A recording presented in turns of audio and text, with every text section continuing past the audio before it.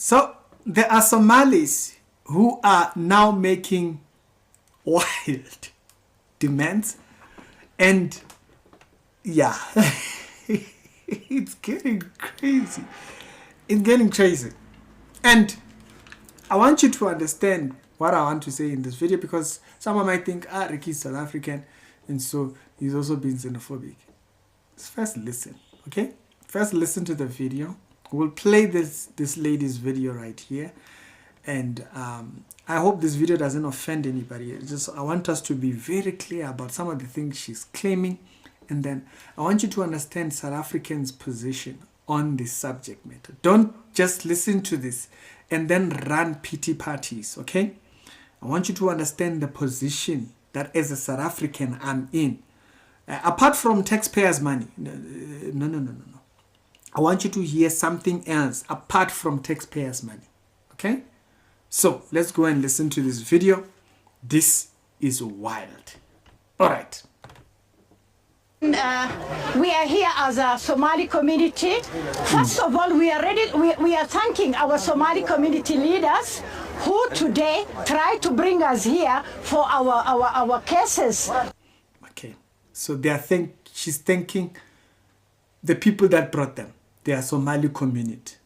There's nothing to do with us. Okay? Right. For the SASSAs, which has... SASSA, for those that don't know, those that are outside, is a program. It's a program that was put forward for grannies. And this particular, it started for grannies because it wanted to kind of bridge the gap, particularly for the older generation that were disadvantaged and so forth. So SASSA grants are handed out in this thing. They're given a card, and the card has a number, whatnot. Sometimes the money gets sent into them. There's a lot of corruption that happens with this SASSA whole thing. The SASSA grants are built in this format. There is one for grannies, and there is an eligibility age for it. There are grannies who are denied. I want you to understand the seriousness of the complaints that they want to make before you can even go to other things. There are grants for grannies, which is where it started. And the reason for this was because grannies, were having, the parents would be dying and so forth, and then they end up having kids left with grannies. And so this grant made sense. It was to take care of that. It expanded to people who had young kids and were unemployed. Okay? So that you understand how wide and how big of a tax bill it is. There are grannies that still are being denied qualification. You would see them. The stories are there. There are grannies who are denied ID cards. People who or their IDs have been, their age was tampered with, and then now they have been, there is that issue. Okay? So you understand how big of a mess it is. So when a person is now, they are a Somali, clearly, no problem. Whoever promised them grant. But do you understand where the structure for that thing was for? First. Okay. Now that you understand that, we can go on with the video of what this lady is saying. That's important. So the grant she's talking about is SASSA. That's where it started for the grannies, and then it was framed for single mothers or people who are unemployed, who might have kids at a certain age so that they can give the kids nutrition. That's where it was framed for. So this, you were just a bonus. Now when you are now wanting to claim That's wild. Our Somali community leaders who today try to bring us here for our cases for the SASSAs, which has been discontinued for quite some months, to be listened and to be done something. But it appears from the SASSA workers that we need a green ID. At first we applied through status, 4 years one, but eventually they are telling us we need a green ID. At this time, we are asking the government at this minute. You can imagine, like mine, it was discontinued for the last 7 months. At this minute, where will I get a green ID? It's a procedure. It will take some time. We have children. We are refugees. We don't earn a lot. We have kids going to school. We have others going to university. We don't have much. So we feel the government must do something. We started with status 4-year one. At first, we don't know why they're changing it to green ID. I don't know whether it's coming from heaven or wherever. Okay, she doesn't know if the SASSA, the green ID will come from heaven or what. Now, just to continue on that particular thing. You see, this thing also, I think there's also a thing for South Africans also to understand. This has become a very politicized issue. The Home Affairs is now even afraid of granting IDs because of the scandals that have been exposed of fake IDs. Now, there are people who are eligible, who should be given, but they are not even doing so because they've been holding this process, and each and every person who steps into that position gives extensions. They give extension. Even people who are legally right, people who have businesses and have created jobs in South Africa, have been denied. I know a couple of people who are like that. They've been not given their thing. They've been here for a very long time. They've proven themselves to be not employees. They've created jobs in South Africa. And they are having to go through all these up and downs and so forth. So unfortunately for the refugees, okay, for not even refugees, unfortunately for those that are for refugees, a refugee thing, it's a very complicated one. That's why right now you'll notice they are trying to push for this thing of eligible countries surrounding the places where these people come from. So if you come from Somali, it only makes sense for you to apply for refugee status in a stable country near your country. And I'm all for that. That makes complete sense. And mostly those countries tend to be very stable themselves. If you are from thingy, you apply in Egypt. It makes sense because the culture is the same, the whatnot, all of that entire thing. It doesn't make sense to be applying refugee status in South Africa when you are from up there. There's many stable countries that you pass. So I'm all for that particular process, but we'll see what that turns out to, because that makes a lot of sense for cultural reasons and all those type of things. So they have politicized this thing because now everybody who steps into the position of Home Affairs and all that couple immigration and what, they tend to just fold it, give extensions. They don't want to now. They are now afraid of the headline that will come out from Daily Maverick or whoever, say, hey, this person has just granted 50,000. This person has just allowed 50,000 people to get status in South Africa, because there are people who have been here for that long and they are eligible. They should rightly be, but because it has become politicized, it has become a problem. Now, why am I raising that point?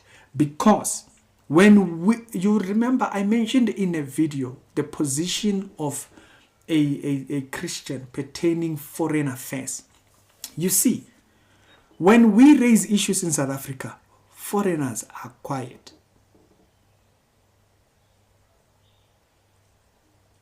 Yeah. You see, I've noticed it even with my friends. Yeah, my friends. I've noticed it by my friend, I don't mean Nigerians. You know, we know anytime the term my friend comes out, is either Nigerians or Indian. I've noticed even with people that I know who are foreigners, when concerns in South Africa raise, they are quiet. But when things pertaining them comes up, they raise their voices. You see, the things that concern us should concern you. And that's where the problem comes. It's because you guys, you live in a bubble. As if you... There's many Somalis, many Ethiopians who are here, who have fled from persecution and so forth. And they are here, they've found a home, they've built businesses. You know, I salute them. Especially the Ethiopians. They come here, they go straight for building businesses and stuff like that. We salute them for that. But now you see what it has done now. Now, the Inkabis now are rising. And now they are becoming paid hitmen. But you thought what? You were quiet on that. You thought it will never affect you. Now it's starting to affect. Now it's starting to... Because now they are shooting each other now. They are shooting inner killings and hitmen. And so when issues in the country rise and you don't take concern, it is very shocking. All of a sudden, you want me to care about this issue. When the issue of illegal immigration, you came here as a refugee status. That issue, you should be very firm and stern on it. You should know your position because you are trying to be legal, right? So your position should be very well defined. Shouldn't be in the middle. You don't want to say anything because you came legally. But what happens is that a lot of foreigners become quiet. Now, I want to be very clear. If you're a South African and you're in China, the issues that concern that country should concern you because that's where you eat. That's who provides your bread. When we raise issues here, you'll be quiet. All of you. The legal ones and the illegal ones. The legal ones, you know, it is like that. But the legal ones, they'll be quiet. They pretend as if there's nothing. But then now, when an issue rises for you specifically, I didn't even know about this one here. I'm only seeing it now when I was scrolling on thingy. I saved the video, basically. And so, but now when issues come, now we must raise red flags. It becomes a problem because let alone you don't even understand the SASSA thing was made for grannies and people who are unemployed. Refugees, it's just one thing that we were like, we can't even take care of that. There are people still, do you know there are people who are waiting for RDPs for the past 20, 30 years? You know that. And then there was a Nigerian guy who was bragging about having multiple RDPs under his name and he's making South Africans pay rent. He was bragging about it. But did you see a foreigner correcting him? No, you won't. Why? Because the issues in the country don't concern you. But you don't understand how. This is how you... But anyways, I hope you get it. Let's continue with the video, as she was saying. But we feel it is a short notice to be told this kind of thing. So we feel we should be assisted. The government must hear our plea.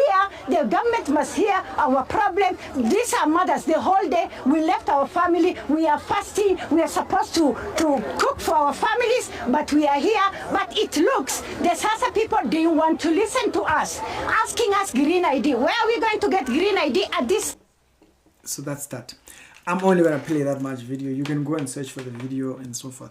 Guys, when it comes to immigration and illegal immigration, you must be very direct, okay?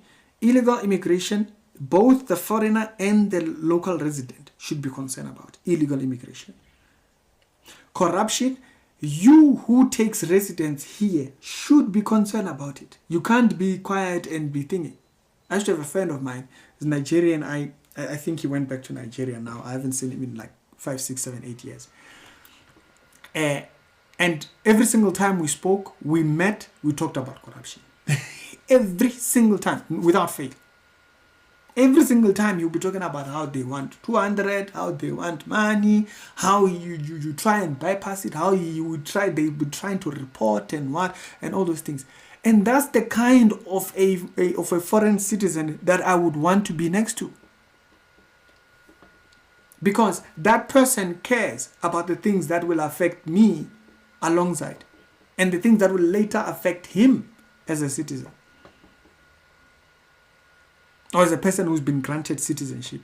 He had been here for over 20 years, particularly. And he was married here, the whole 9 yards. And so this is why we emphasize, you see this bubble thing that people have been living under. Forget that stuff. Forget this thing of living in a bubble. Now we must be concerned about this one. There are people who are still being grannies, who are still being denied access into thinking. And the reason for it, for people that don't understand, is because a lot of people during the period of apartheid, which was not very long ago, by the way, okay? It's like 20, 30 years ago. So many people during that period, because they lived either in a village and whatnot, and it was very difficult going to have to deal with the administration by that period, many people didn't have IDs. And so their ages were tracked back. As a matter of fact, some people's ages were guessed, especially grannies in the villages and so forth. Most of their ages was guessed. They guessed it. So you find that the person has been put back like 15 years. Imagine. And so they are being told they are not eligible for grant and so forth. For like, there was one old man, he was past 80. I think he only had his SASSA grant for like a few years, and then he passed. He was denied for over 10 years plus. So you have to understand the framing of everything and the concerns that most people are going to gravitate towards. And those issues must concern you when they rise. It can't just be, it's South Africans' issues. Now, when your issues come up, we must be concerning those things. No, you don't show any interest when our issues rise up. The Nkabi issue and people dying and all these hitmen issues, you will not see anyone say anything.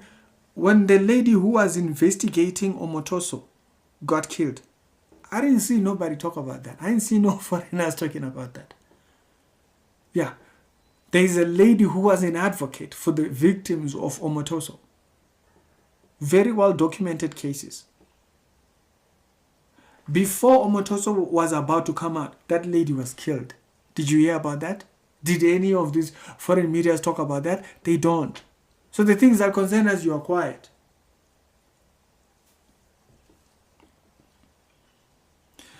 So this is a reminder, not only to think, remember that the things that concern the country where you are, if you are a foreigner, they must concern you. They must concern you. I've shown that biblically. I've shown that in the Bible. What the Bible says pertaining foreign affairs. I've shown it. The Bible didn't just teach Jews how to deal with their community. It told them how to deal with people from outside their community, to a point where there was an entire thing between what became known as Samaritans and Jews. When you are seeing the situation between the Samaritan woman and Jesus, it is out of a dispute over Jews who started to marry outside. They got married to Assyrians and so forth. And so the Jewish community isolated them. We're not mixing blood here. We're not mixing that. We're not mixing cultures. Go do that. And as a result, they pushed them out. And when the rebuilding of the temple came, they didn't get involved. So they went and built an entire community of their own. So when you hear the conversation that arises from the Samaritan woman, it comes from that issue. An issue of dealing with how you ought to deal with foreign affairs. A Christian must have these ideas. Sometimes we just brush these things aside, but the Bible shows you how our mind should be set around them.